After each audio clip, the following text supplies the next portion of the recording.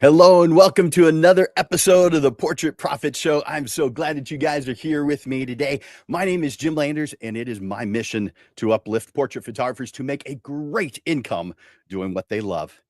Each week on the Portrait Profit Show, you get tips and systems on the business side of photography designed to help you gain a mastery over marketing and sales. The Portrait Profit Show is brought to you by Digital Pro Lab and Landers Photography School. For Digital Pro Lab, Amanda and her amazing, wonderful team are there to, man, the side effect of them being so fantastic is that they make you look like a hero. Digital Pro Lab is fantastic. Digitalprolab.com. They've been in business for a long time. The employees that are there love what it is that they do. I encourage you, if you haven't already, go to digitalprolab.com and see the difference that Amanda and her team are making for you. And of course, for LandersPhotographySchool.com, Landers Photography School is my company, and I've been teaching since 1997, got my degree in 1991, and have been teaching photography to well over 4,000 students in that time.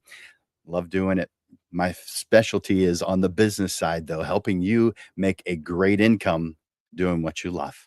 So reach out to me, Jim at LandersPhotoschool.com, or take advantage of my free business assessment.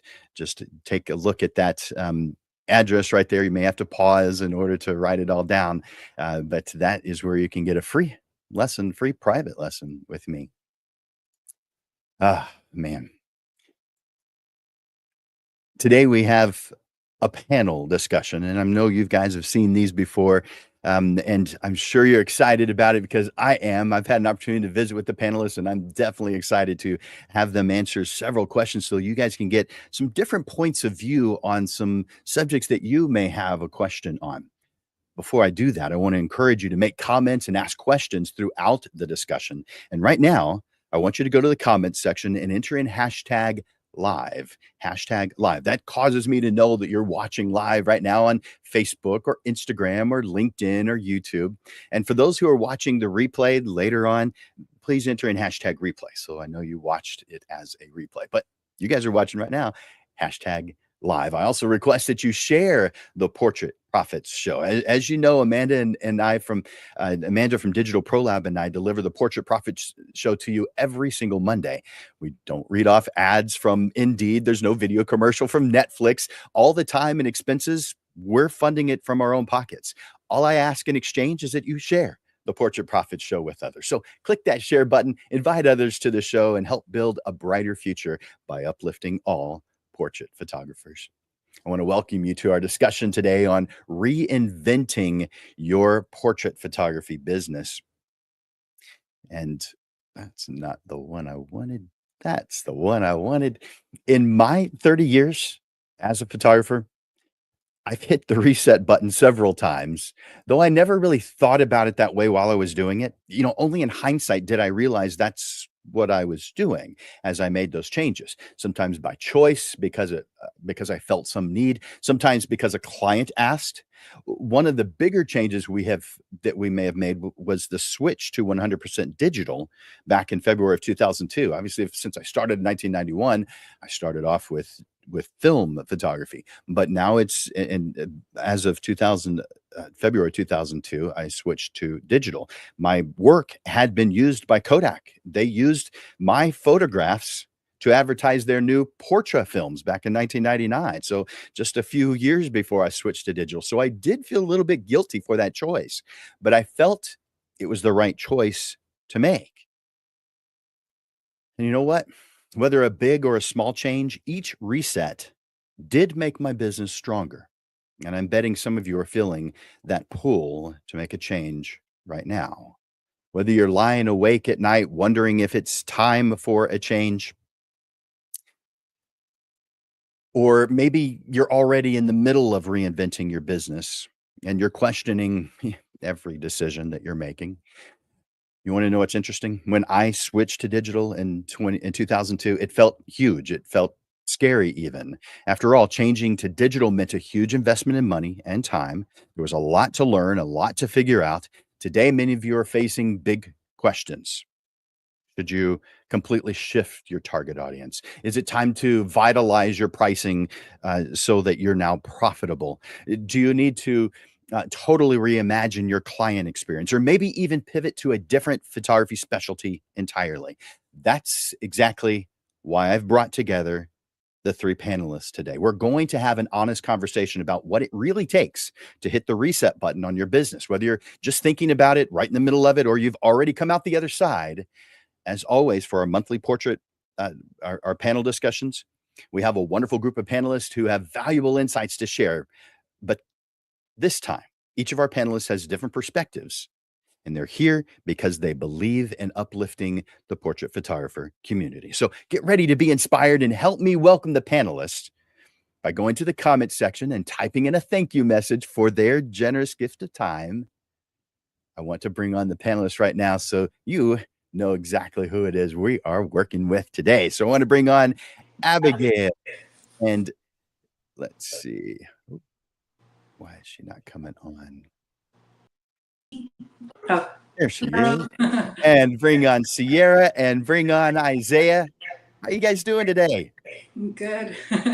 Pretty good. I'm doing very well. Thank you for having us. I'm so glad you guys are here today. I'm going to start off by giving each one of you an opportunity to introduce yourselves. And so I'll start off with Abigail. So I'm going to take Sierra and Isaiah off, but I'll bring you guys on just a moment. Let's see. So, Abigail. Hello. I'm so glad you're here with me today. Can you tell us a little bit about who you are and what you do? Yes, so I'm gonna start off first because I'm a veteran and it's Veterans Day. So happy Veterans Day to everybody out there, that future, present, and past. I am, I guess, kind of new to the photography world. It'll be 2 years, 3 in the upcoming March since I've taken on photography full time as a business. I have 2 children. We're a military family. My husband currently serves. And the main reason I started photography is I started off like as my aunt's assistant. I would be holding the reflector to get some light on her subjects. And then I liked it so much that I started helping her pose. And then my husband ended up buying me my first camera back in 2017 before his first deployment so I could document our little one while he was away, and fell in love with it, started doing it with family and friends. Then I paused for a while. And then I just got back into it recently, 2022. What else can I say about myself? So yeah, being new, and I'm also in the middle of reinventing my photography business as well. Just ideas are popping up, keeping up with the times, and change is not always a scary thing. It's good to embrace it, and you got to get out of your comfort zone. And I'm excited to be here and share, I guess, my thoughts. Awesome. Thank you so much, Abigail. I appreciate it. I'm going to bring on Sierra next. I'll see you in just a moment. So, Sierra, how's it going, Sierra? Good. How are you guys doing? Always good to see you. I'm so glad you're here. Can you tell us a little bit about who you are and what you do? Well, my name is Sierra, and I attended the Landers School of Photography back in 2019? So when I started, and I graduated in 2021. So we were right in the middle of the pandemic while I was in my studies. That was a lot of fun. I am a newborn photographer. I photograph babies, which has been super challenging, super fun, so rewarding. But it also brings on a lot of self-doubt, a lot of I'm reinventing myself, reinventing my business right now.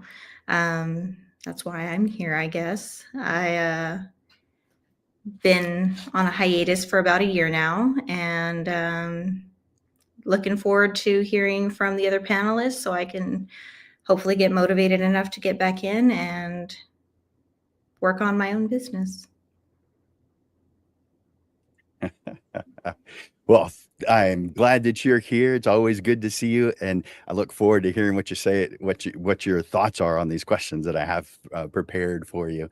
So I will bring you back on here in just a little bit. I'm going to bring on Isaiah, and I'll see you shortly. Let's see, Isaiah, how's it going? It's going good. Thank you so much for having me on, Jim. I really love what you do, empowering all of these photographers. I've been watching it from afar. Very glad to meet you and whatnot. So my journey in photography started when I was quite young.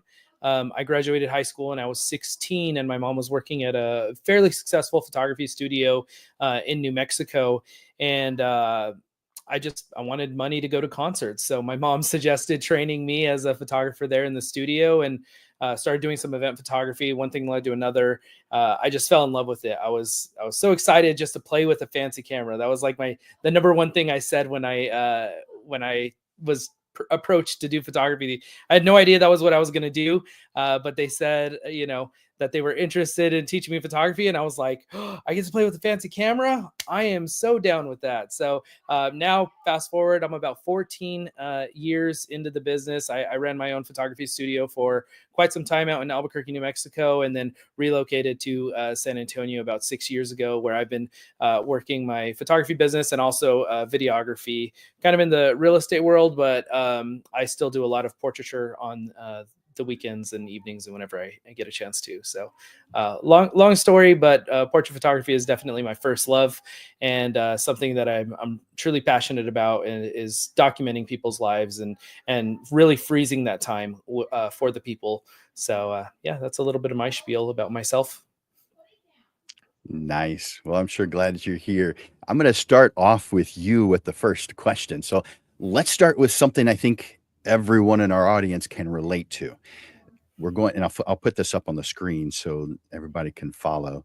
And this first one is about recognizing the problem. So what is it, maybe signals, maybe it's feelings that make you consider reinventing different aspects of your photography business? I think for me, it would be a little bit of burnout. As I started in photography, I did a lot of event photography. So that would be quick family photo shoots. In fact, my best day that I did, it was a fundraising event we were doing, and I shot 75 families in one day, starting all the way at 8:30 in the morning, all the way to about 5 in the afternoon. And so that began being extremely stressful. So when I started my own photography business, I wasn't sure that I wanted to even look at doing family photography, just because, it was just a feeling of just like, do I have to, do I want to, I don't want to deal with fighting families, or like, how some of those family sessions could be, so I really, for me, I felt burnt out in that work. I still did it a little bit, but I really found a love for high school senior photography, as well as weddings, being able to do that stuff. So for me, it was all about, finding something that I could really put my hands to, and definitely not have that feeling of I have to do this, but more of a get to do this sort of feeling when I'm shooting. Yeah, that definitely makes sense. I appreciate you sharing that. Yeah. All right, I'm going to ask, let's see, Sierra. Nope, I'm going to ask Abigail that same question next. So bringing her on. Let's see, Abigail, can you tell us what you feel about this? I mean, in order to get to the point where you feel like reinventing yourself or your business, you're recognizing that there's some type of change that needs to happen. Maybe it's a problem, maybe it's not, maybe it's just something that someone has said, some kind of a signal or feeling. So what is it that makes you even consider reinventing aspects of your photography business? Yeah, like you said, it can be a mixture of both like internal and external feelings. I agree with Isaiah where he said like, sometimes it is creative burnout. When you're starting off photography, you kind of put yourself in a position where you're trying to find your niche, and you're going everywhere like, oh, I can do this. Like for me, I give all props to Sierra because it is her being a newborn photographer. I don't do it too often. And I know in the beginning, I would just probably take on whatever job I could. But then I realized, like, you know what? Like, sometimes you can't do everything. And it's okay. You can say no to clients. It's okay to say no. When you find something you're good at, you stick with it, because doing too much will burn you out quickly. So that would be an external factor. I would say internal would just be personal growth. There comes a time where,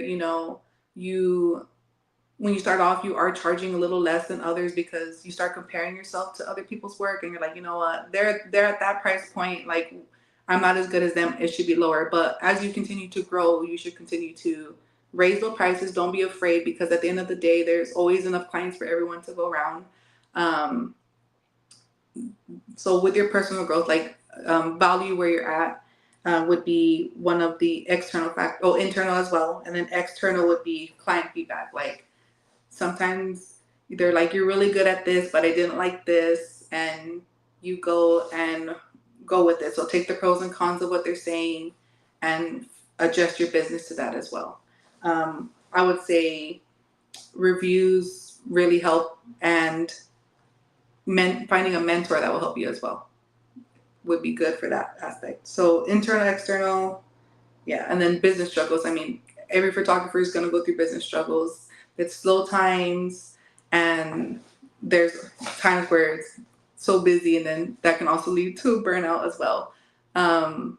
During that time where it is peaking, take full advantage of it, but also know, like, after that, it's good to give yourself a little break, and then from there, look back, I guess, at every session and see what you could do better, and what, because not all the time, you don't have to change everything all the time. You got to determine the different factors of it. A lot of different variables. Yeah, I like what you said about valuing where you're at, and client feedback. Definitely an important one, and finding a mentor. And some people say they have a hard time doing that. Others have had lots of mentors over the years. That, I don't know if that's been a challenging thing for you, or something that has just come naturally. How do you feel about that?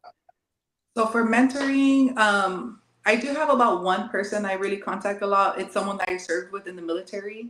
Okay. He actually introduced me how to use lighting, off camera lighting, and I really appreciate him. He's really pushed me out of my own comfort zone, because in the beginning, I would say I wasn't really good at being social, or like directing my clients, or feeling confident going into the session.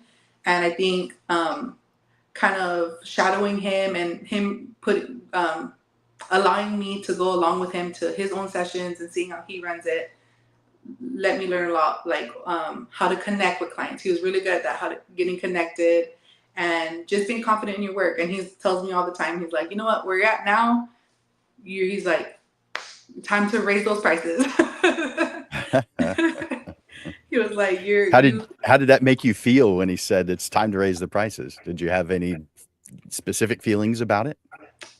For me, I would say, when I first started working, like, because when you start charging at a low rate, you start targeting specific people. So it's like, once you go out of their range, you're like, oh man, I'm really gonna lose a lot of my clients. But sometimes you just gotta go and jump and take the leap of faith. And not surprisingly, like, thankfully, like, thank God, a lot of my clients have continued to move with me. And as a way of my appreciation for them to continue coming to me, I do offer like some special discounts at times, but not to the point where it used to be. Like, that's something that it's something that I do. I give, if I'm going to give a discount, which isn't the norm, but if I am, it's to my existing clients, not to new business. Why would I give them a special deal and not give that to my loyal clients over the years? That doesn't even make sense to me. We do Santa pictures every year, and that's the photography business side. We're not doing quite as much. It's just all teaching, but we still do a handful of things throughout the year. But we have our Santa clients, and we give them $100 off on the session, and we don't give that to new business, only to those who have done business with us before. So that's my opinion. It sounds like you share it. Well, thank you, Abigail. I'm going to ask that same question now of Sierra, bringing her on. So, Sierra, what is it? Is it feelings? Is it signals? What is it that makes you consider reinventing different aspects of your business? Well, for me, I had an incident it's been exactly a year. So it was last November, and maybe I'm being too much of a crybaby about it, but I did have feedback, like Abigail had mentioned. Feedback is so important, and I'd never gotten bad feedback before. And this particular parent was so happy during the session. She seemed over the moon. She even tipped me extra just because she was just excited. She was so happy. Um, I gave her turnaround time, and I was a day or two late on that. And it just caused a domino effect. After that, she was complaining about the color schemes. She was complaining about the posing. She was complaining about XYZ. I did everything I could to appease her, gave her extra photos. I even did physical prints for her for no charges because I said, whatever she tipped me, I'm just going to put towards some prints for her. And I did that to try to smooth things over. Still didn't make her happy. And it kind of shut me down. It really got to me. I let it get to me. So I've taken a considerable amount of time off, and I keep telling myself I'm going to get back into it. I'm going to do this again. But I just keep hearing that voice over and over. You're not good enough. You're going to make the same mistakes. The posing isn't right. This isn't right. Just everything from this one client. And if I would have given her gallery on time, I probably could have just nipped that in the bud, and she would have been happy. But unfortunately, I've got imposter syndrome now because of it. And I'm reinventing my business. I think about it every day. It's not an easy thing to do when you've got imposter syndrome, but something that I'm struggling with right now. Yeah, that is definitely a tough one, and I think it's something that that many have experienced. And the reason I say that is because you're not the first person to share that with me. And there have been a handful. Obviously, not everybody experiences the same things, but there's often things that really just completely derail our goals, our direction, our feelings about ourself and our self worth, and if those things generally don't happen often, but if let's say that someone's just starting out and it happens, it could cause them to never move forward with their thoughts, with their business, and that's unfortunate because those situations exist. There's people out there who will do that. They probably don't even realize the detrimental effect it has on you, and they are just sharing their thoughts. And the fact that it happened at a pivotal time made it have more impact than it otherwise would have. Your intentions are good. You are good at what you do, and I think it's an unfortunate thing that you had that experience, but I don't think that is the definition of the normal client. I think that's an exception to the norm. That being said, it doesn't take off any of the impact that it has on you. So all I can do is say, keep on keeping on, because you rock. Thank you. All right. I'm going to ask you the next question. You ready for it? Yeah, sure am. All right. So these signals that you and the other panelists have mentioned are important to recognize, but here's where it gets a little tricky. And this is when it comes to the considerations that you are going to be, the things you're going to be thinking about, things you're going to be considering. So how do you distinguish between normal business ups and downs versus truly needing a business reset? So for me personally, I've got ADHD, so I'm either going to burn through the night and that midnight oil and edit 3 galleries at a time, or it's going to take me 2 weeks to edit 1 gallery. That being said, it's I'm very in tune, very aware where I'm at, whether I'm just needing to pause or completely halt, reset, regroup. Before the incident that I just mentioned, I could breeze through something and be fine with it, and the next day one image would just take me out, wipe me out completely. But I'm pretty good at recognizing when it's time to hang it up, take a break. Forgetting the original question, distinguish between normal business ups and downs.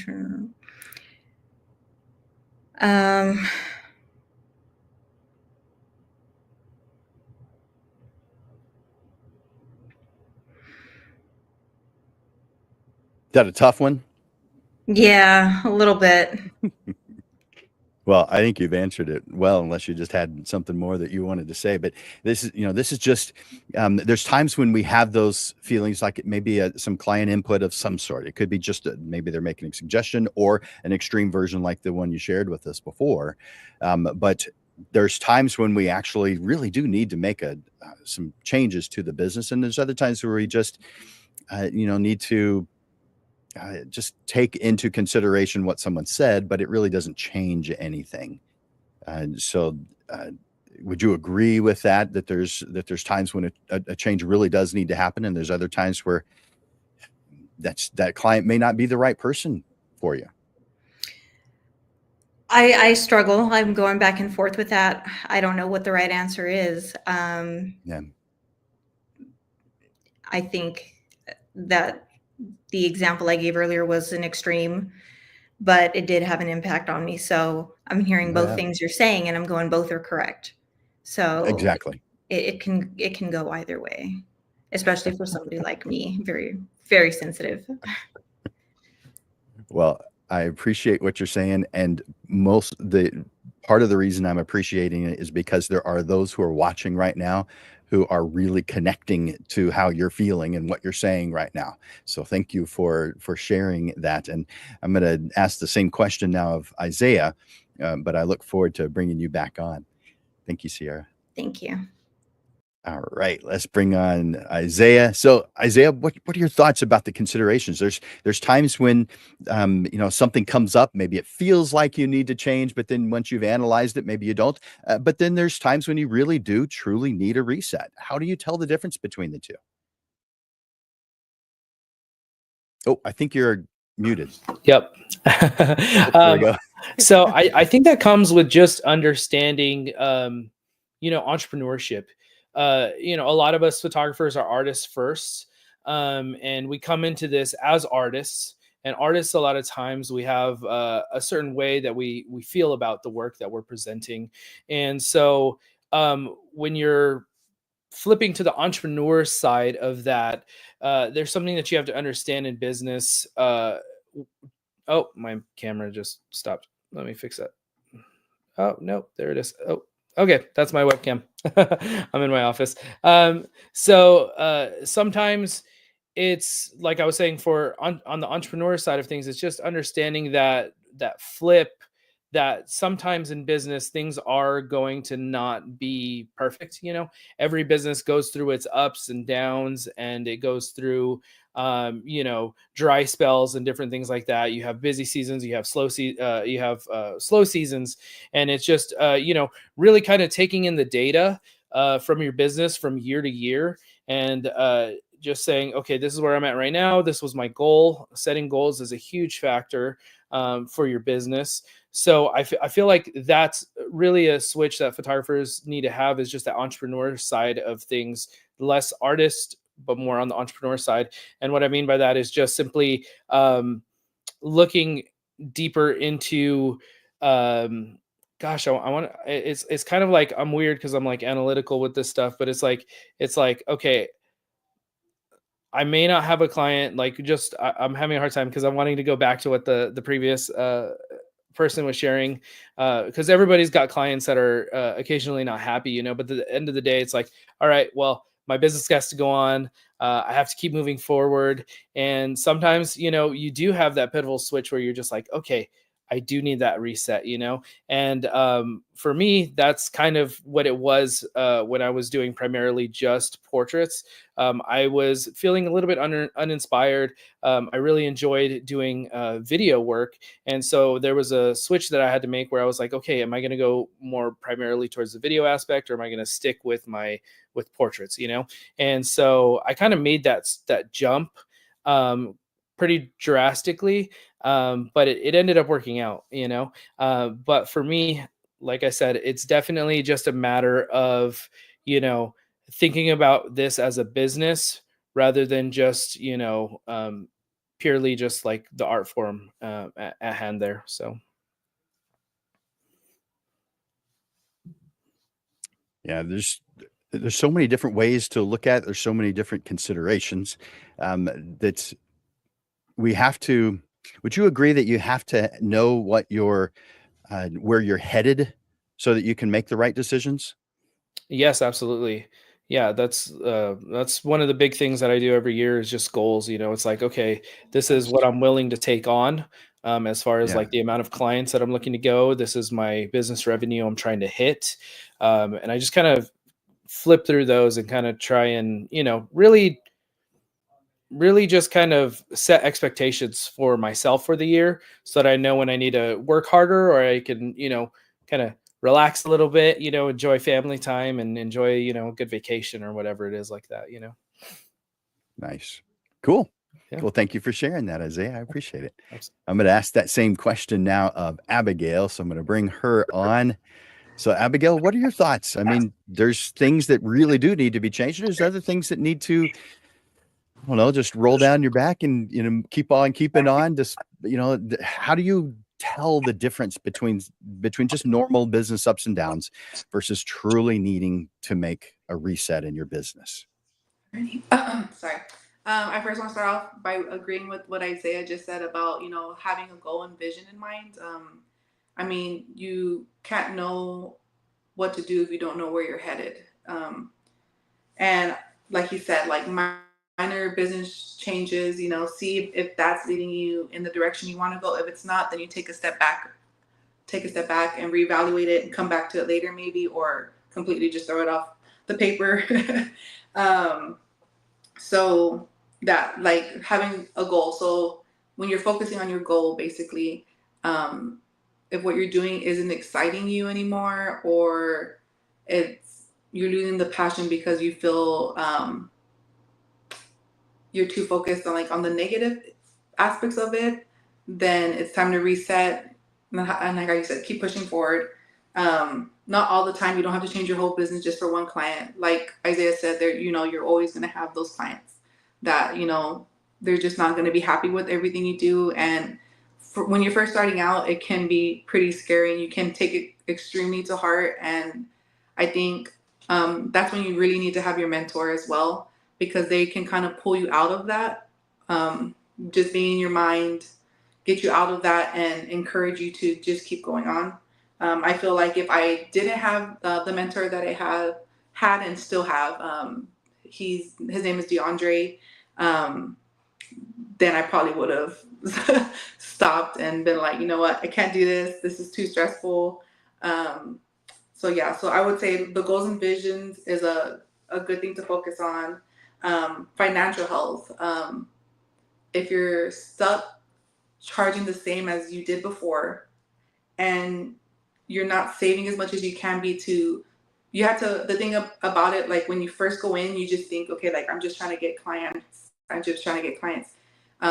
For new photographers tuning in, if you're very new, you have to kind of up those prices because, you want to keep up with the trends. You want to keep up with the latest gear to keep your business ahead. If you stay at the same rate, it's going to be harder and longer for you to get where you're trying to go to.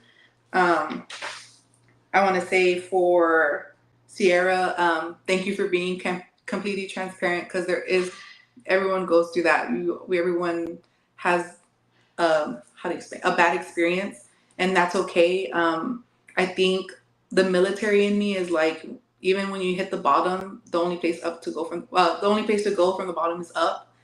Just keep going. At that time, I would say, like, if you need a helping hand, reach out to somebody. If you ever need assistance, you can always call me. I'll help. I will get you out of that imposter syndrome. I will cheer you on, as well. You know, find your community, find your support to get you keep going, and like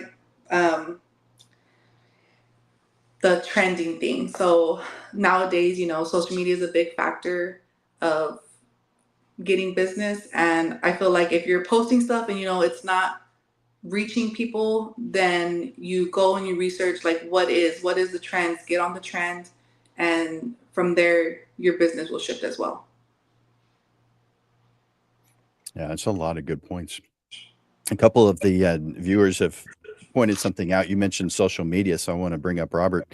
And he was saying, I think that social media has pushed imposter syndrome on us more than if we didn't hear about it from complainers. So we can't let these bad commenters influence us more than we should, more than it should. And I think that wearing a thick skin needs to be learned more than ever, and it's not always easy. And you know, he can relate to that. How do you feel about what Robert is saying? I mean, yeah, social media is either your best friend or your enemy. I feel like it has to be like your mindset thing. Like, take the criticism with a grain of salt as much as you can. And I know it's not in everyone's personality. And I can say, like, for me, beginning, you tend to compare yourself a lot. And like, if a client has bad feedback, you're like, oh my gosh, I'm horrible at this. Like, why am I even doing this? But then, like you said, you have that mentor that's like, no, like, you just have to do this, change this up, but keep pushing forward. Don't let the negativity, I would say focus more on the positivity. So like from that, for example, Sierra's experience with the client, you know, she was unhappy. You know, some people are just unhappy people. You can't really do much to please them. And, you know, at the end of the day, that's okay, because you should be happy about proud of yourself for at least making those adjustments, going out of your way to adding different, like the prints, going out of your way to really touch up, really like,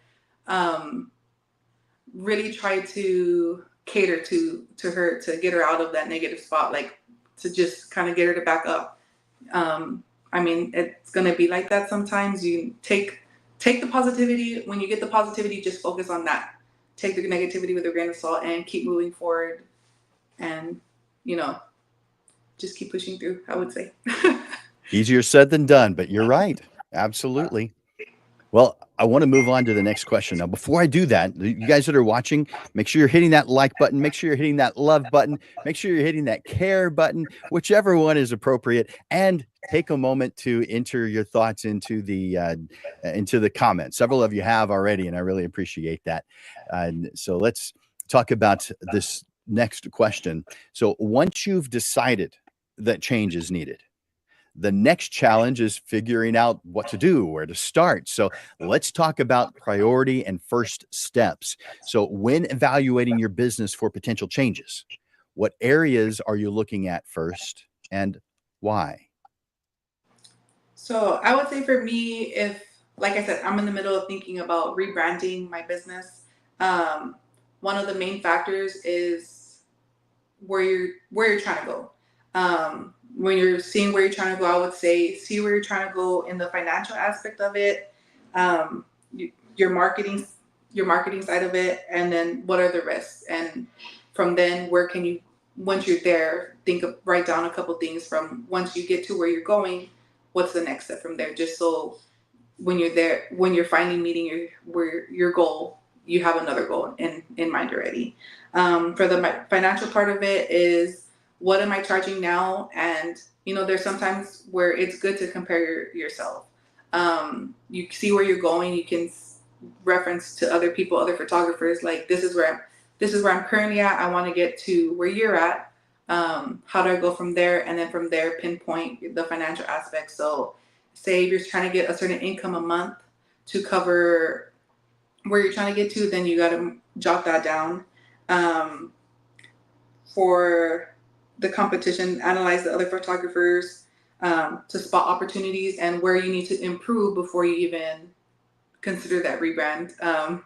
And then for the risk management, just think, you part of the risk management is you might lose clients because they don't like the new style, they don't like the new pricing, but you see where everyone's headed to now, and it may be that you're losing, but you're gaining more because you're targeting a bigger market. And then for the growth, align your business to your long term. I would say really plan it out, jot down all three of those aspects, and yeah. Yeah, thank you for that. I like how you think those things through, and thank you for sharing it that way. So I'm going to ask that same question now of Sierra. I'll bring you back in just a little bit. So Sierra, what are your thoughts on first steps? So when you have evaluated that your business actually needs some changes, what areas are you looking at? How are you starting this off? What's your mindset? Well, first and foremost, my equipment and my knowledge. I constantly comparing myself to elite photographers. I am a retired model, and that's kind of what pushed me into going from in front of the camera to behind the camera. So I'm used to seeing all the flashy equipment, and I just can't keep up with all of that.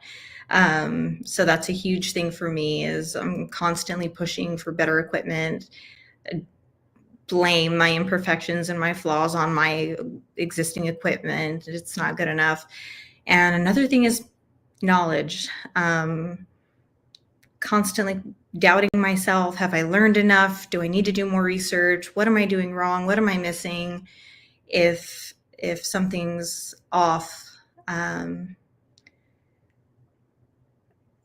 blame myself.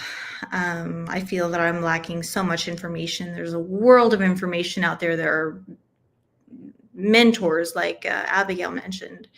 I was lucky enough to have a mentor for a little while, Amber Rodriguez. A lot of you might know her.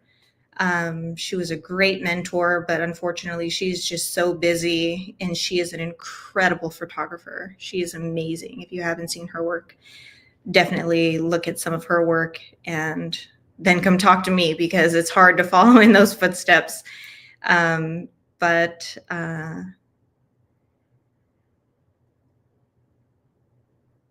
I'm just convinced that my clients aren't getting my full potential. They're not getting the quality that I'm capable of. And what was the question again? I think I'm getting off track. I was just wanting to make sure that we that we know what the next step should be, and what things that we need to consider in order for making these potential changes, and why we would do that. All right. Yeah. So that would be, for me personally, getting better equipment, getting some more studies under my belt, working with a mentor some more,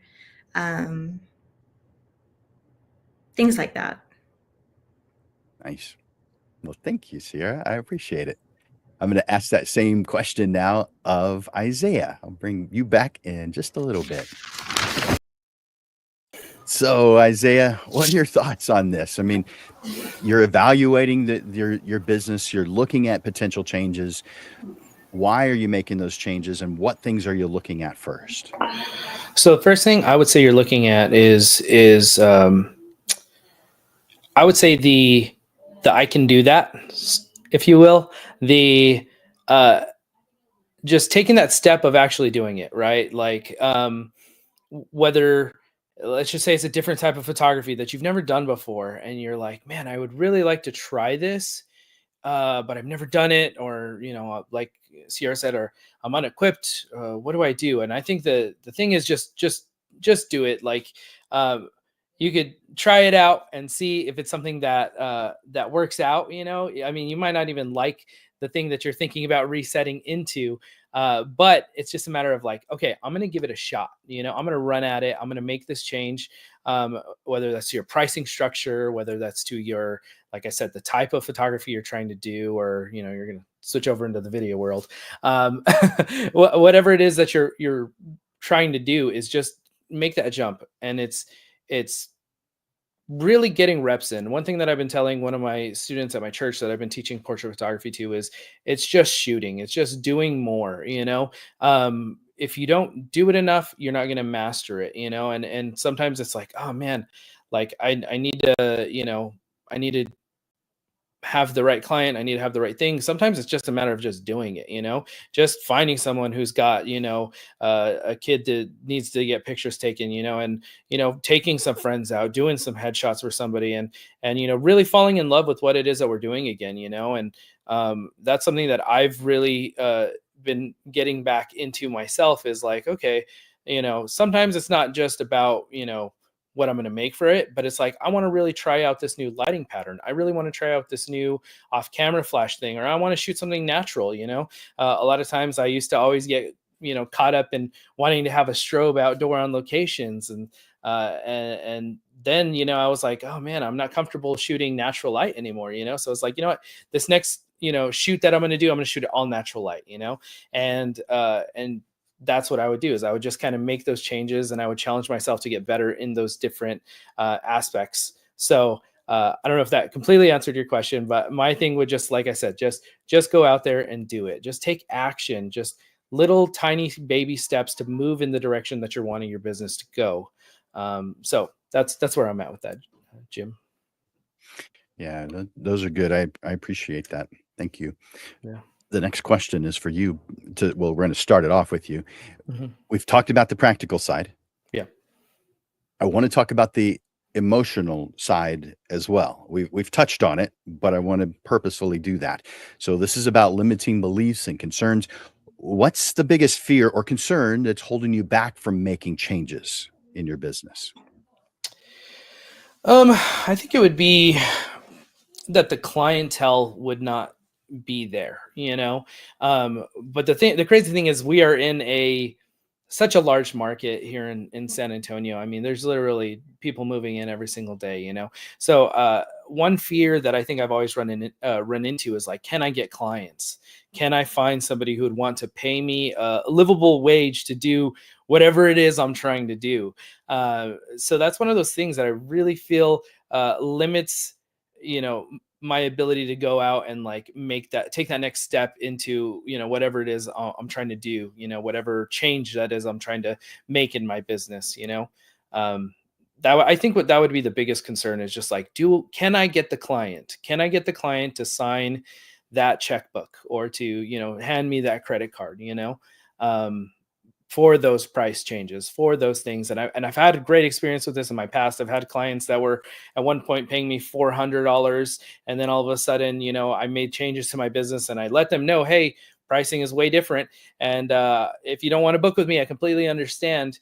But, then they end up booking with me, doing a session, order session goes well. Instead of paying $400 like they did in years past, they ended up paying $4,000 for the same type of session, the same type of stuff, So it was just a matter of, understanding that people are going to see your worth. People are going to pay your worth, but you sometimes you get in your own way.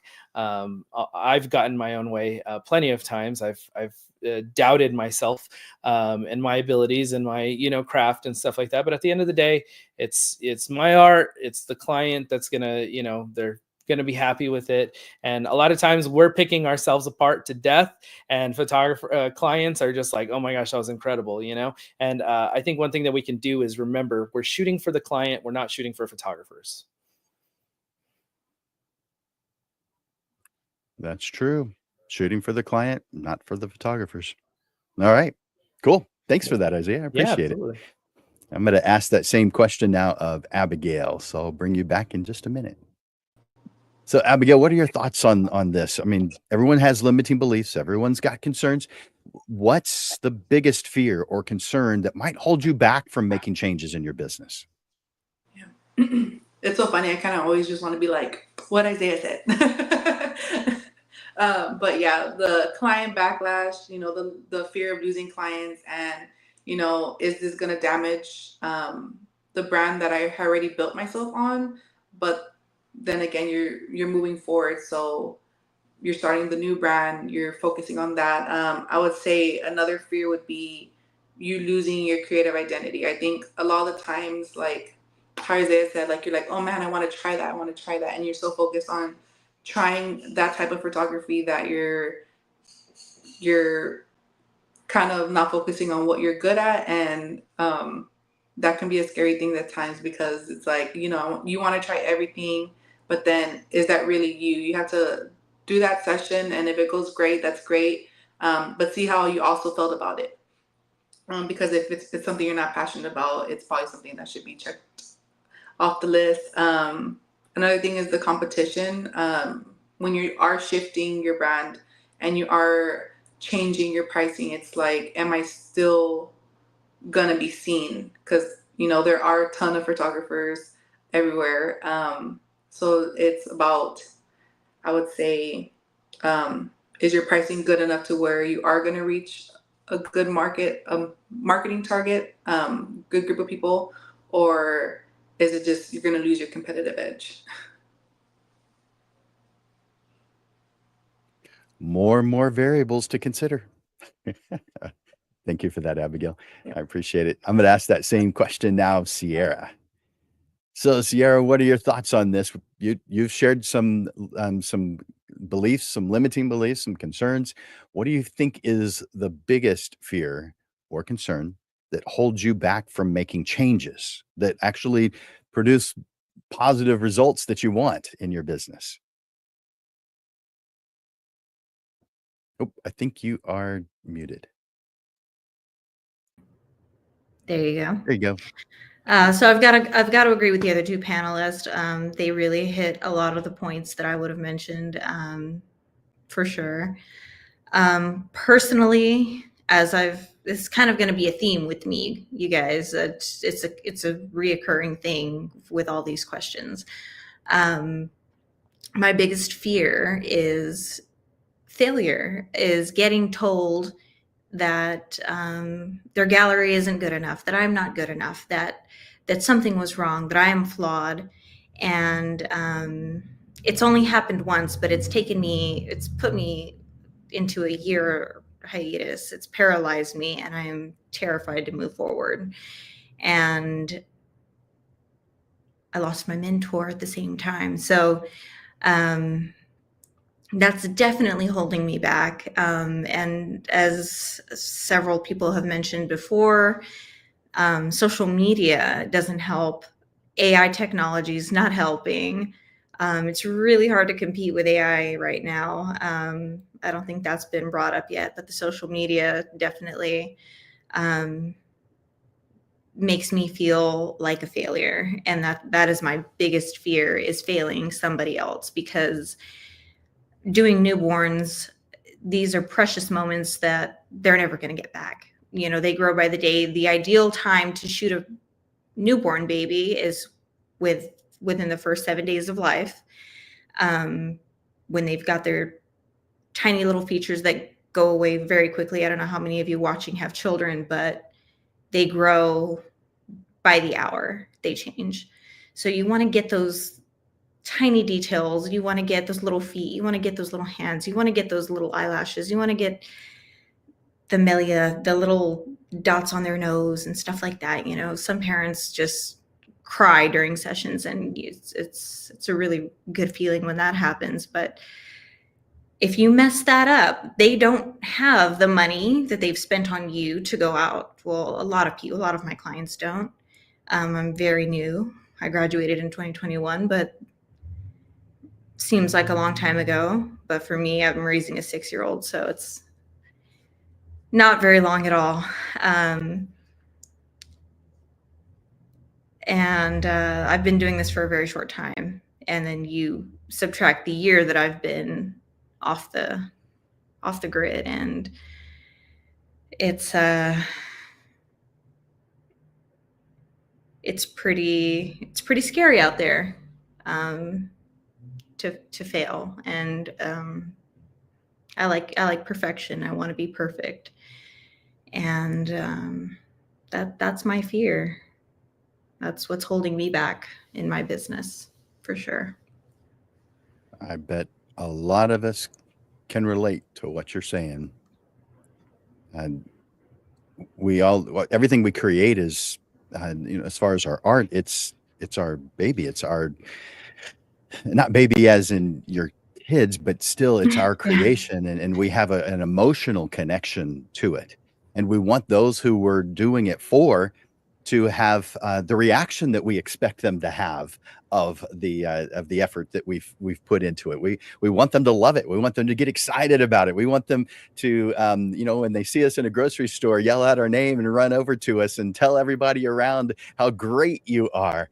But Exactly. people react differently, and so it's kind of a letdown when you don't get the reaction that you hope. But everybody's different, and we understand that. And when we stop and think about it, we can justify those different things, but it still doesn't take away that emotion, that raw emotion that we're feeling, the wants that we have, the results that we're looking for. Those things don't always end up the way we want them to, and we know it. We're smart enough to know it's not like it's a surprise to any of us, but that's where we're headed. And that's what we want. And so we're hopefully setting ourselves up to get more of that in our lives. So thank you so much for sharing your thoughts on that. I'm going to ask this next question, starting with you.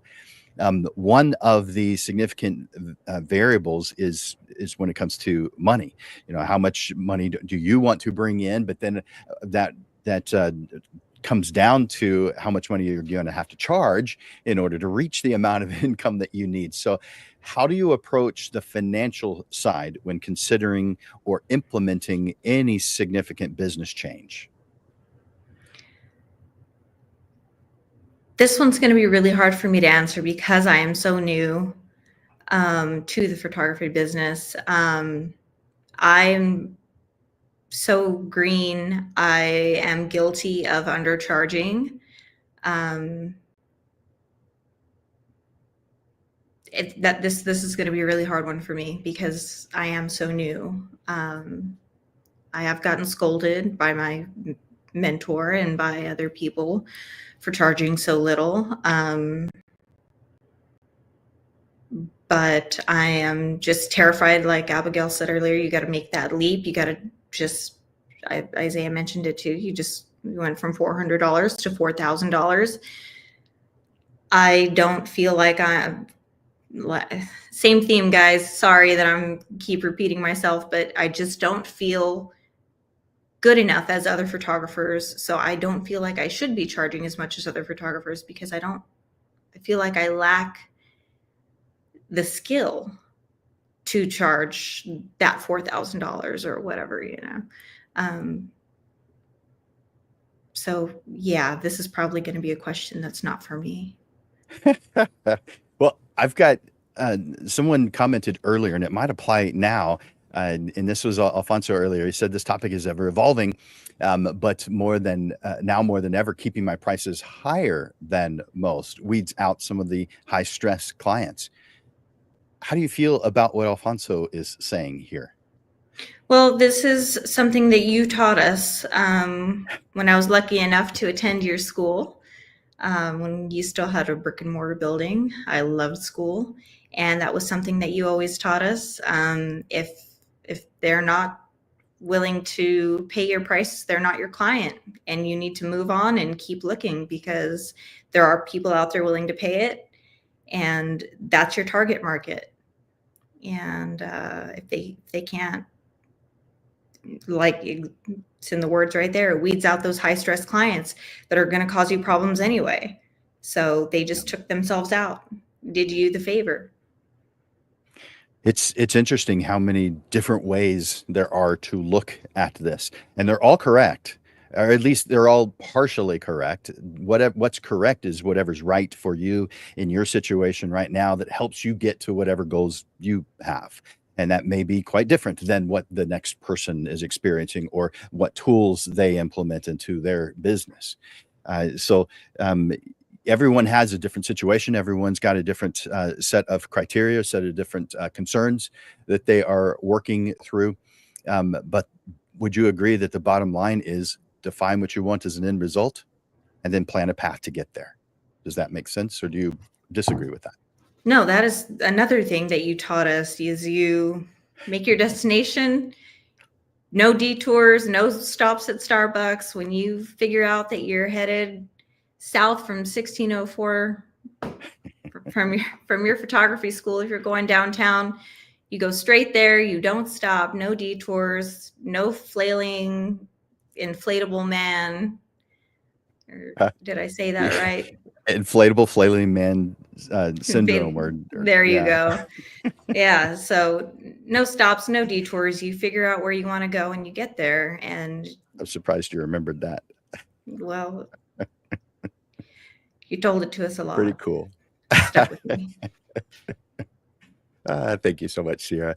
I appreciate that. I'm going to ask that same question now of Isaiah. So I'll come back to you here in just a little bit.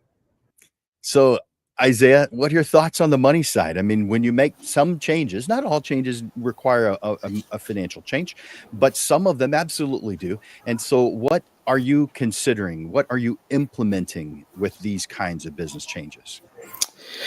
So for me, with, making an income with photography, I always like to work backwards. I always like to say, what do I need? I want to figure out what my average session price needs to be. That way I can shoot for that, So I always start with, I want to make $100,000. That means I need 100 clients paying me $1,000, or I need, 50 clients paying me, whatever the math is. My brain just got fried here. But that's kind of been something that I've always worked through. So then I'm building my package. I'm building value into that destination that I'm trying to get to with my pricing strategy. So that's kind of what I tend to do. And yeah, when you oops, my camera just disconnected again. When you make those changes, nope, they're back to my webcam. But when you make those changes, you just got to commit to them, and you got to be okay with letting those clients fly by you, which is stressful for sure when you're working for yourself and this is your business and all of that stuff. But the stress that comes from some of these people, I will tell you firsthand. To this day, my highest paying clients have all loved and adored everything I've done. And then my lower things that I've cut discounts, and I was just like, oh, you know what? I need to make this money real quick. And those people have just been a thorn in my side, and I was telling my wife, why on earth did I say yes to this? But sometimes we do that. So, I mean, that's one of those things that I don't do now. But that's definitely a mistake that I've made in the past, So, I lost track of the question there, Jim. I just went on a rant there. No, you're good. It's just about some of the things that we do required a change in how we price things. Mhm. And that's always, at least for many creatives, a difficult area. Yeah. Because we definitely feel that emotional connection to saying or to talking about money.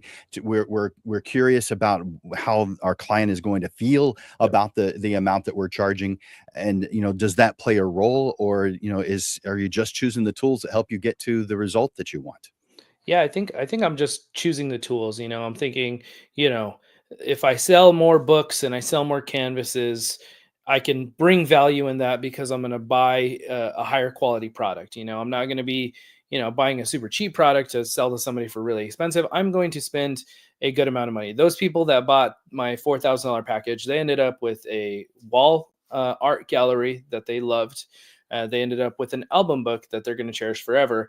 That is 10 times better than the previous years that they had bought books with me, where I was, buying them through, smaller, labs and stuff like that. I wasn't really caring too much about the quality of the books.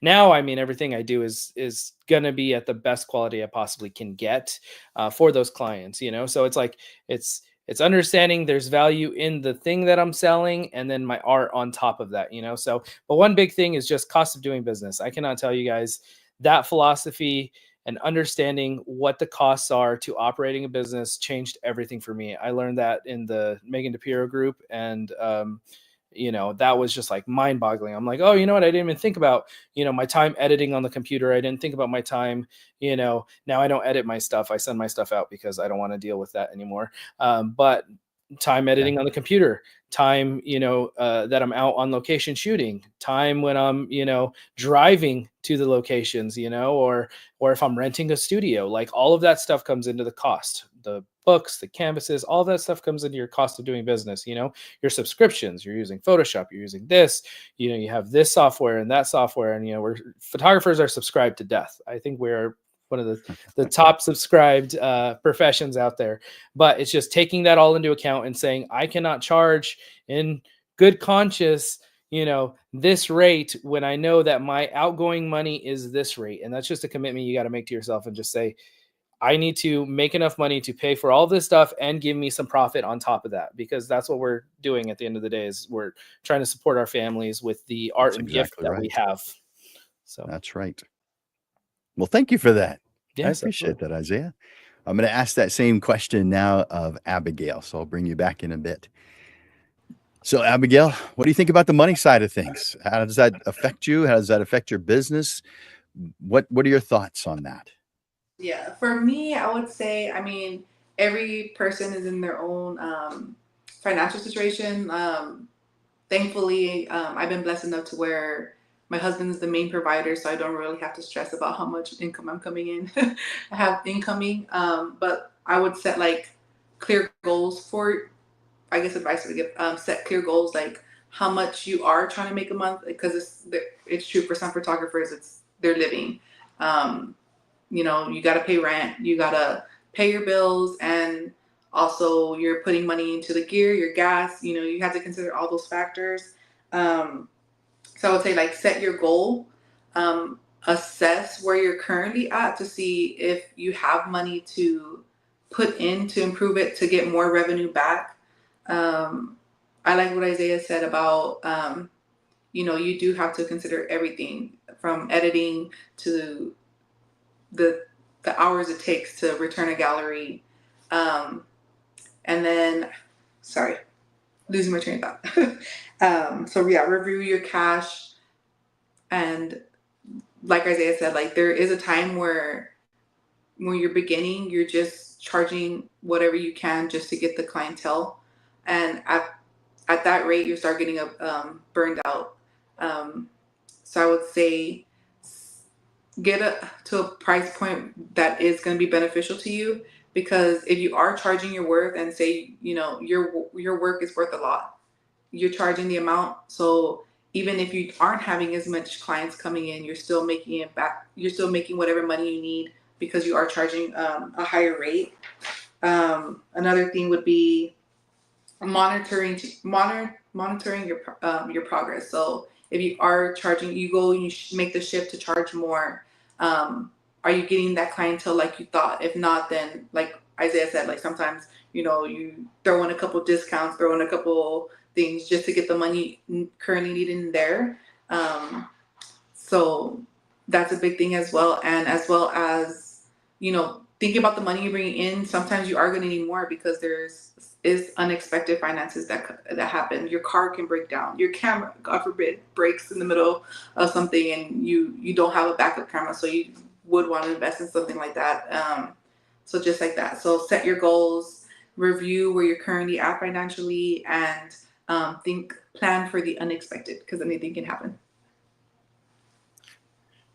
It's true. There are so many variables in photography. I mean, even if we just isolate the money side, you've listed quite a few on just this one thing. And it is one of those things that affects us. We as photographers, as creatives, are sensitive to not only our own feelings, but those of the people who we work with.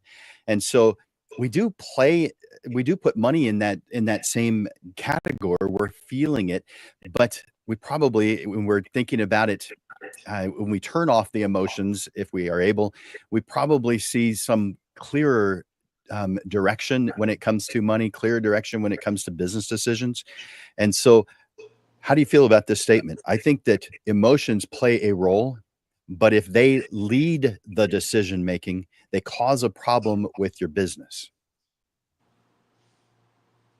I would say completely agree with that. I mean, as Sierra said, like for Sierra's example, um, emotionally it did hurt her a lot, and it has affected her business in some aspects. And the same for me. I would say when I first started back in 2017, I started losing the passion for it just because, how Isaiah said, like it's always funny how it's the lower paying clients that give you kind of the hardest time. And it, again, having the mentor to be like, you know what, like don't stress about it because you didn't charge your worth. You didn't charge your worth. And um I don't want this to sound ugly, but it's like beggars can't really be choosers at some point. Like Well, it's true.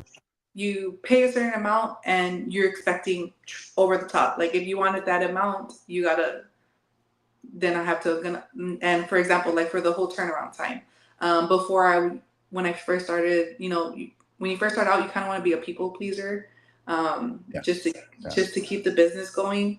And, as time goes on, you realize like some people are not worth the stress. You can't please everybody in life. And, so for example, for me, I used to have a hard time about that. Like, okay, like this client wants her pictures 2 days after I took them. Like, oh, I don't want to lose her. Like, oh my goodness, like she keeps bothering me about it, or he or she, or they keep bothering me about it. Like, I need to get it to them right away, or I'm going to lose them and they're never going to book with me again. And I stopped doing that. And now I'm like, okay, like if you want to rush me, I'm going to charge a rush fee because at the end of the day, I do Fair. have other things going on in my life. I have 2 kids I'm raising, so I'm pulling time away from my family. Yes. And so it's like you want to please, but you also have to, again, value your worth, value your time, and just keep pushing along. Don't get too emotional. Remember why you started and just focus on the positive, focus on, like I said, for me, finances isn't really like too much of a stress factor because I do have my husband who is the main provider, no worries. But for those that, do survive off it, if you let the emotional aspect get in the way, like, oh my goodness, like, I don't want to charge this much because I'm gonna lose my client. Like, no, like at the end of the day, you need to eat, you need to pay your bills, and you need to prepare for the future. If you're growing, then you gotta start changing like your pricing list and everything. Well, it sounds like you may have already gone in this direction, but we're getting close to the end of the show. And so I wanted to give you a moment to give a sentence or two, just your closing thoughts, maybe a suggestion on what your advice on what someone who's watching might do. Okay, so for my closing thoughts, I would say like whatever you have to do to stay passionate about your craft and focus on continuous learning. Like Sierra had mentioned in the discussion, like if there's a world full of knowledge, there's a whole bunch of stuff you can learn. So there's always room to learn. Embrace the challenges as opportunities grow, and always remember to celebrate the small wins along the way. Because if you don't celebrate, if you just, like, again, going back, if you continue to focus on the negative aspects of your business, you're not going to be able to embrace the positive. And so always embrace the positive, celebrate any win, big or small. Surround yourself with a supportive peer, and always remember why you started. And times where I'm getting down, I always think about, like, why did I start doing this? I started doing it because, my aunt led me into it. And then I loved being able to capture images for my family. So capturing images for other people's families is something that really just brings joy to my heart. And then I would say your passion for photography will keep you motivated through any ups and downs. So always, always, always, always stay passionate about it. Stay true to your craft, and stay true to your craft, but also be realistic in the business aspect. Those are great closing thoughts. Good advice, good suggestions. I appreciate that, Abigail. You rock. I like you. All right, I'm going to bring on Sierra next to give her closing thoughts. I'll bring you guys, all of you, back on in just a moment. But thank you for that. Let's see, Sierra, what are your thoughts? What is your advice or suggestions coming from where you're at on someone who may be in a similar situation as you? What's your advice? What's your suggestions? Oh, I think you're muted. Yep. I did it There we go. again. Well, it's going to be really hard to follow Abigail because she pretty much nailed it.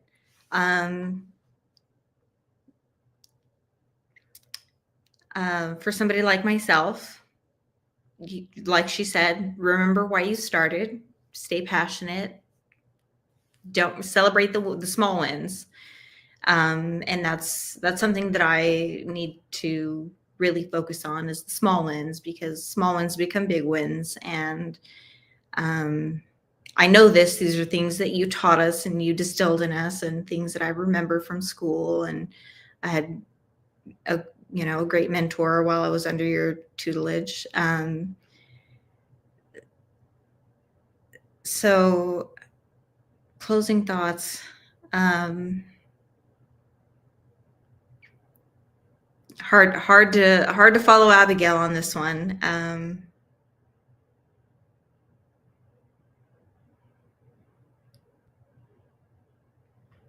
I don't know. I'm kind of at a loss for words right now. Well, I thought you had some good thoughts and suggestions here anyway. But if someone is just starting out, who is in you have some education, you have some experience. You may be relatively new at doing it on your own as a business, but there are those who are watching right now who have less of these things that you have. What would you suggest to them? Keep going. My first day, I thought I was going to fall apart. I cried in the studio and just thought that I had a terrible gallery. Got home and it wasn't so bad. Second time around was a cake smash from my best friend, who said, I need a 3x4 canvas in 2 days, and made it happen. Karina, I believe you remember her. You helped me out with a photo shoot for her and her family. You've got your, with every client, there's a something. Find your way out of it. There's a curveball with every client, and I feel like each time you can slay that dragon, you've got it down. Each time there's a setback, it won't happen again. Every time you make a mistake, you learn from it. It won't happen again. Every time I feel like I failed, I improved again. So I need to take a page from my own book. I know that this whole time I've been kind of the negative Nancy, but if you can just push past all that and try to remember why you started, like Abigail said, remember why you started. We love taking photographs. We love capturing memories for people, for families to look back on, because to me, there's nothing more important than a photograph. It's a moment frozen in time. You can never get it back. You've got a carbon copy of it up on your wall. And I was just at my grandmother's house the other day. 80-year-old pictures are up there. Remember why you started, because this is important. And Amen. Clients don't always realize that. So it's nice to remind them sometimes. of how important it. your role is. There you go. Perfect. Love it. Great job. Thank you for Thanks. sharing that, Sierra, and thank you for being so vulnerable. Sharing your thoughts with us. You're not holding anything back, and that is something that people appreciate. Not just us photographers who are watching, but your clients appreciate this too. That emotional connection is everything. And so you just being you and keeping on, following your own advice, moving forward with your passion, with that positive attitude. Awesome. Wonderful. Thank you so much for being here on the show today. I'm going to Thank you now for having ask me. of course, stick around for just a little bit because I'm going to bring all three of you on right after I have Isaiah come on and share his closing thoughts. So I'll be right back with you. Isaiah, Hello, you're the hello. last one with the closing thoughts. You get to close this off, right? And give us your best suggestions, your best advice from your experience. So I would say just remember that this is a journey. Businesses aren't built overnight. There's going to be ups and downs. There's going to be things that really crush you, but you're going to keep progressing forward. I always tell my wife the problems that we have right now, we were dreaming of, 3-4 years ago when we were, starting our family and stuff like that. So your journey right now as a photographer is the same thing. The problems that you're experiencing right now, they're dreams that you once had to have those problems, to be like, oh man, I need a new camera and, but I have an avenue and a way of getting that just by setting goals and having a good pricing structure and stuff like that. But just remember, you are on a journey to get better, to reinvent your style, to reinvent the type of work you're doing, but never stop and don't give up on what it is that you're passionate about. So if photography is something you love and you're excited to make a living from it, keep pushing through that. Keep going and growing, and don't be afraid to make those jumps in January and be like, hey, I'm going to push my prices up. Evaluate your year, evaluate where you're at. Say, you know what, I think I'm ready to go to that next level, because I guarantee you could find a photographer artistically that may not be at your level that's charging more than you, because price is really subjective.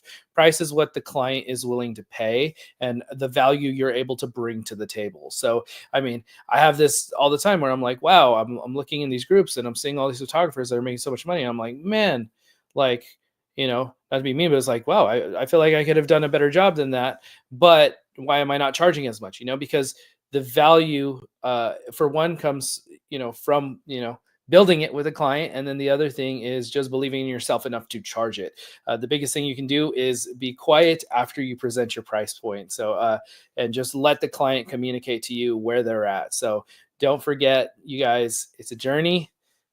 Continue to go grow and continue to go forward in your business. Love it. And there goes your camera again, but at least we could probably still hear you. There you are. Okay.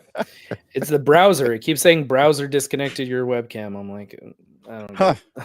Yeah. No kidding. But it's okay. Well, thank you so much for that advice. It was perfect. It's succinct. It's something that everyone can relate to. The part about the pricing is definitely something that we all have some level of struggle with. It's one of those things that gets better over time, but it's still there. It's still a part of us. We're still considering it. We're still having an emotional connection to it. Maybe we shouldn't, but we do. Yeah. So thank you for all those pieces of advice that I think we're able to use. Now let me bring on the other panelists, and as a group I want to thank you guys. You are wonderful. I mean, I think we've learned a lot from these three wonderful panelists, but one thing is that there's no perfect time to hit the reset button. What matters is recognizing when change is needed and having the courage to take that first step, whether you're just starting to feel that nudge or you're already deep in transition. At the beginning of the show, when I mentioned that I made that switch to digital back in 2002, I couldn't have imagined where that reset would have led. And that's what business reinvention is all about, having the courage to move forward, even when you can't see the whole path. Our panelists have generously shared their extensive expertise and experience with us, and we hope that you guys have gained some valuable, wonderful insights and some useful tips.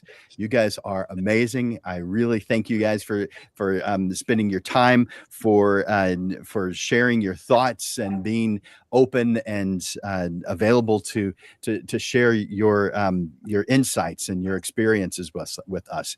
Thank you so much, Abigail, Sierra, and Isaiah. You guys rock. You're wonderful. Thank you, Jim, for having us. Thank you, Jim. Yes, thank you so much, Jim. Well, you guys rock, and I really appreciate you, and I know the viewers are appreciating you and what you said. I've seen a lot of different comments about each one of you. So you sacrifice something to be here this evening, and that's because you care about the photographer community. And so I want to thank you for being someone who, just like me, appreciates everyone, and you know that every little thing that we do that encourages people, that uplifts them, is beneficial to the entire photographer community. So thank you guys one last time. You rock. I appreciate you. Thank you, Jim. Thank you. All right, I'm gonna bring them off, and once again, wonderful, amazing panelists. Do you guys agree? Let me know. Tell me in the comments section. Say thank you to these guys. I mean, they are honest. They have a willingness to share. Their insights are helping photographers. You know, there's scary things that we do as we go through our business evolution. Sometimes the biggest transformations start with just small changes. So take one insight from today's discussion and act on it this week before the next show. Your future self is going to thank you for that. Now, if you need some additional help with this, I hope you know that's exactly what I do. I used to do photography full-time and do these kinds of things part-time. Now I do this just full-time. I am helping photographers full-time. It is what I do. It's not taking extra of my time. It's what I do. So reach out to me, Jim at landersphotoschool.com, and or maybe take advantage of my free business assessment. Let me put that back on the screen so you know where to find that. Let's see if I have that handy. I thought I had it right here. Yep, there it is, going across the bottom of the screen right now.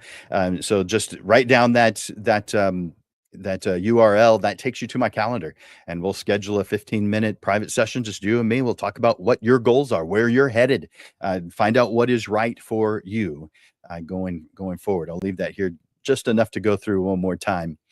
As you know, you get the Portrait Profits show every single Monday, usually at noon, but on the second Monday of each month, we move it to 6:30 in the evening so our panelists can join us. A lot of times they're working during the middle of the day, so it doesn't make it possible for them. And so that's why we've moved it to 6:30 in the evening. But again, that's only on the second Monday of each month. But I want to tell you what the upcoming shows are on. So coming up in 1 week, we have, and let me switch that scene. There we go. In 1 week from today, that is on November, was that the 18th? We have, in fact, let me put that on the screen too. November 18th, there we go. You know, we only have 7 shows left for 2024. Today's show is number 193, and that means we'll hit 200 shows by our last show of the year. But 1 week from today, November 18th, it's driving growth in event photography. And there's lots of different types of event photography. Weddings is one of those, but this is any type of event. So discover cutting edge strategies to drive growth in your event photography business. Learn how to identify opportunities, scale your operations efficiently, and implement powerful marketing and financial tactics for sustainable expansion. And then 1 week after that, on November 25th, we have Easy Appreciation Steps to Build Your Business. This show will highlight straightforward yet impactful ways for photographers to show client appreciation, creating stronger relationships and encouraging client loyalty, all without needing extensive time or resources. And then on December 2nd, we have what to do before the end of the year. It's time to shake off the old and snap into the new.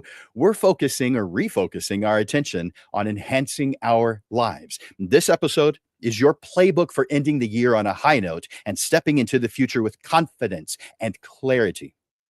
And then I'll tell you one more on December 9th. That is the next panel discussion. It's how I close out the year. So we'll bring on 3 panelists just like we did today, and they'll talk about the things that they're doing at the end of the year to close out the year and to prepare themselves for a fantastic 2025. By the way, the very next one, I don't have it listed here, but on December 16th, we're going to be talking about top 5 strategies for explosive growth in 2025. So that is what is coming in the near future. So let me take that off. There we go.